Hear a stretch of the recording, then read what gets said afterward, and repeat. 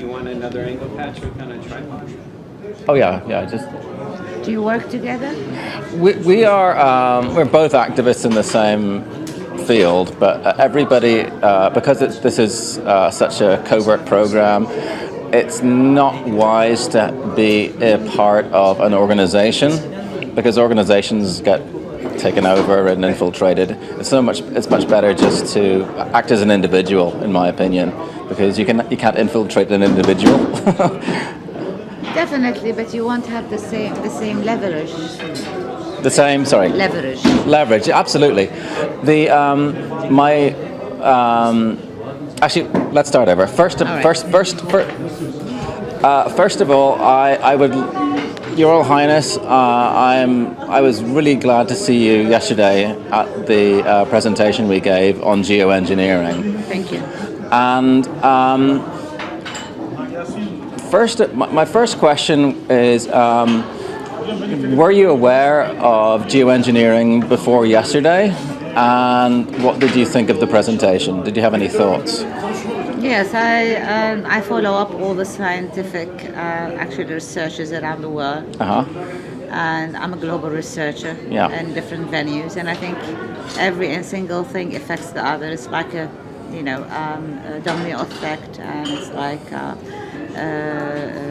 the papillon, which is the butterfly effect. So it is, rather than just focusing on one thing at a time, I think the globe is so vast and so interactive that you have to listen and to research about every single thing in the world. If you research about environment, you research about security. And if you research about security, you research about freedom. So each one leads to the other. And one of the subjects that I was following up on Twitter, I'm a tweeter. It was the geoengineering YouTube programs that Mr. Mark Murphy was presenting through one of my followers. And so she sent it to me to see and check it over. That was a year ago. Oh, okay. That's why it was very funny to see him here, and I thought that's a good coincidence. Okay. And I think it's one of the things that, like my theory, which is the fourth way law, is new to society, hard to believe, hard to hope for, very impossible for others to perceive that there are things in the world that get born every day. New sciences. If I can accept Twitter, I can accept science.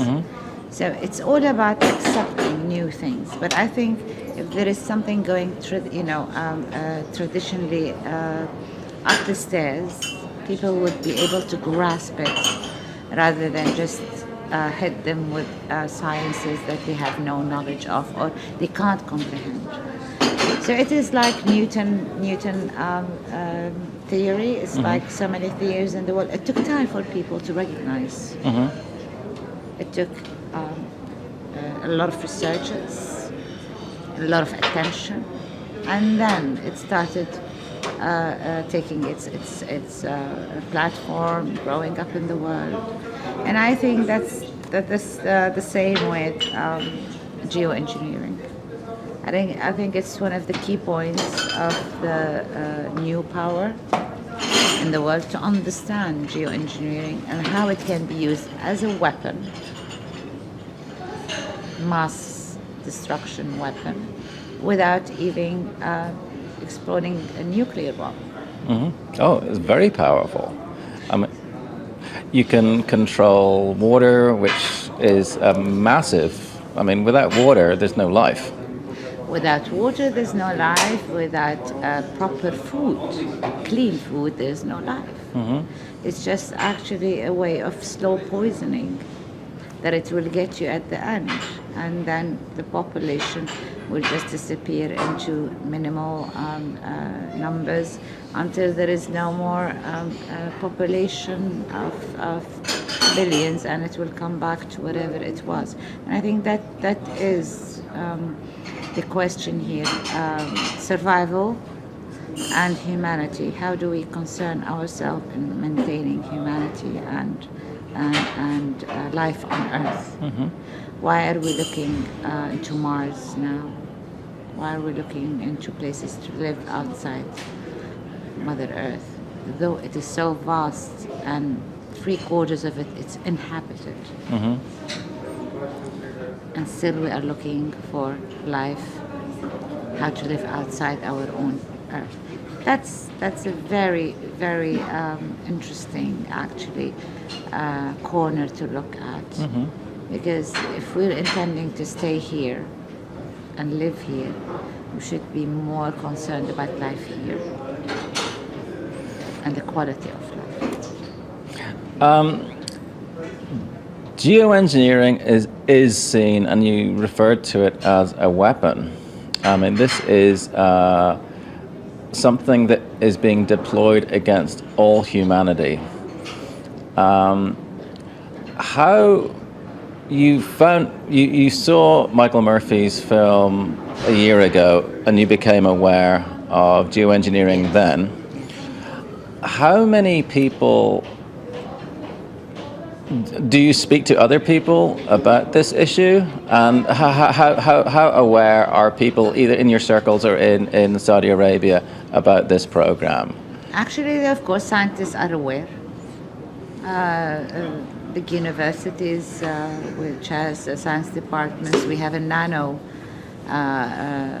institution in KAUST and King Abdullah University city.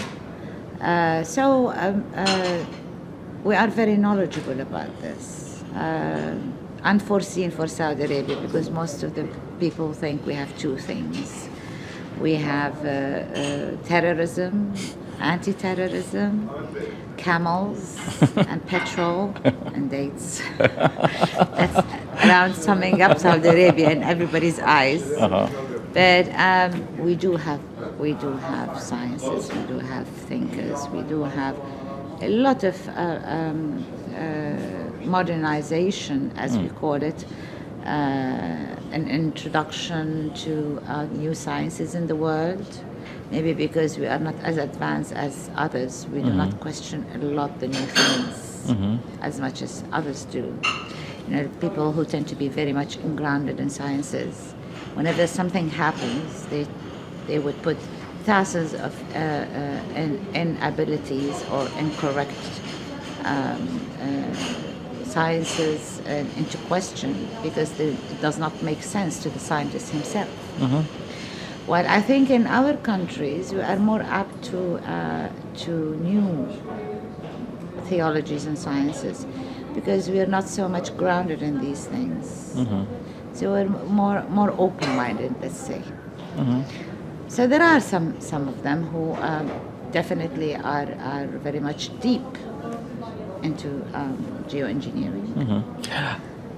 Mm-hmm. Sorry to interrupt. Go ahead. But geoengineering is always couched as a proposal, and it is vehemently denied by everybody in official capacity all over the world, to my knowledge, that it has actually been deployed. Are there any institutions that you're aware of in Saudi Arabia that are talking about the actual deployment of it, as opposed to a theory? No, it's really something like I said. You know, it's something that we talk about, something that is being studied and seen as as an option. As an option because of what happens in the disasters in Saudi Arabia when there is a waterfall or a lot of waters or floods and things like that. Mm-hmm. So I think it was talked about, and it is talked about, not only in Saudi, in all the area, wherever you have the mention of floods You hear something about maybe dispersing clouds. So I think, it's the same way as making clouds. So if you want to disperse clouds, you can talk about making clouds. So I think there's a serious maybe study into that area, definitely to manage disasters in the future. And I think, it's quite important to address the problem itself than play with Mother Nature and the will of God. And it will happen either ways. And I think, the more you resist the powerful pull of instability in Mother Earth, the more Mother Earth will send us disasters, so we can know that we're playing with that equilibrium. And we can see it everywhere, and I don't think it will ever work because biology in itself and is a very tricky science. One element can disbalance a whole creation of a human being. Playing with DNA, as much as you want to say that you are making it right human being. As I heard last week, there was a university in America, in a company, that says that it will bring people back from death by freezing through the nano technology. It's everywhere. It's in the Times, Independent, so it's no secret. I've read it on the internet.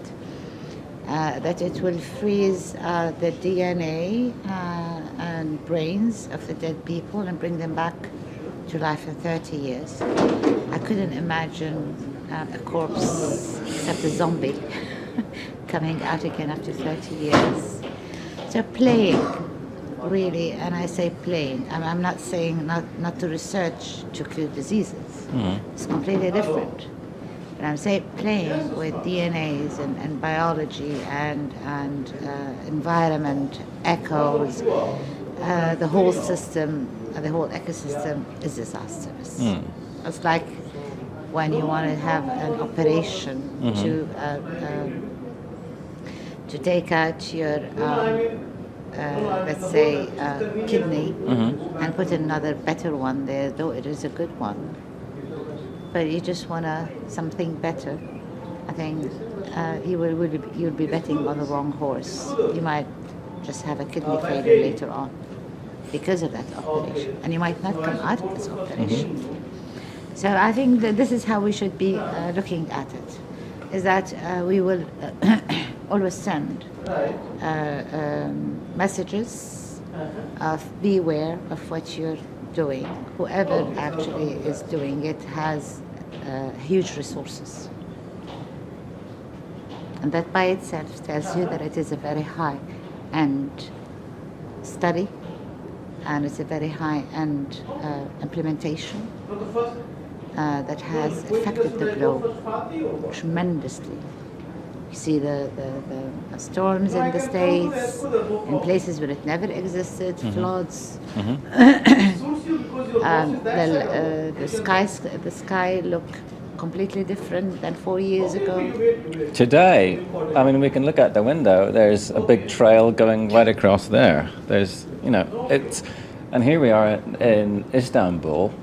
And I'm sure, do you live you're from Jeddah? I'm from Jeddah, Saudi. Yeah, my father worked there. He was at the King Khalid National Guard Hospital for some years.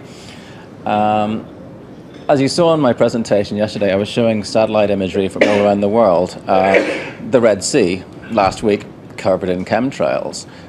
You must see them regularly in Saudi Arabia. But actually, I've been seeing a lot of different landscapes in Saudi Arabia. A year and a half ago, and everybody, if you go on Twitter, we'd find everybody taking pictures of the skies. Yeah. Because what I've noticed is that the sky doesn't look anymore the sky that I know 4 years ago. I was a little bit away for a long time from Saudi Arabia, and when I came back, I thought I was seeing the sky of London. Yeah. Overcast? Overcast. In Saudi Arabia. Overcast, lots of clouds, very low, and with shapes that are very funny, and of course it's even in England, you could not see such a sky a long time ago. Now when I lived in London, it was also a very funny skies and landscapes. You just feel that the skies are going lower. I mean, I could touch almost the landscape with my hands. And that is I don't know if it is man-made, if it is God's made, if it is special made, tailor-made. It's just something which has attracted my attention. And if something attracts my attention, it means there is something not unusual. And I think it's a very interesting science to look at, very interesting, maybe a discovery of new technology that not only enable us to change the weather, but really monitors who try to change it, and that's very important. Sticking together or passing information with people all around the world would help and transparency, more awareness, and by that itself you will create a culture of awareness within the next generation and what they are facing in the future and what kind of challenges they have to address from the heritage of our generation. Thank you. Thank you so much.